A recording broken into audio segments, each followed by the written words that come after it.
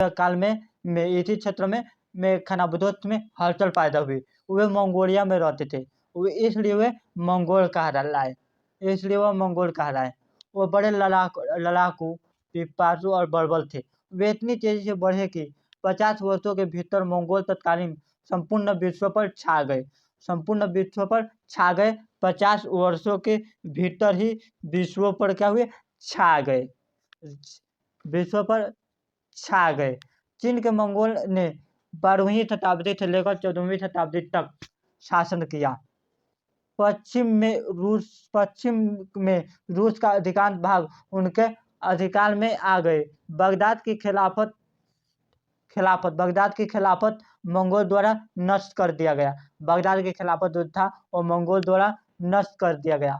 ख्वारिज़्म शाह और उनका पुत्र जलालुद्दीन मगरबनी खड़े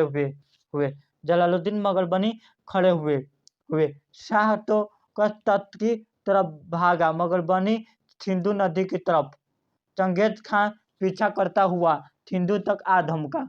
दिल्ली के सुल्तान इनमें बहतूत ने मगरबनी ने सहायता मांगी, लेकिन इनमें बहतूत ने मगरबनी को मूर्ख छोड़ने का अनुरोध किया।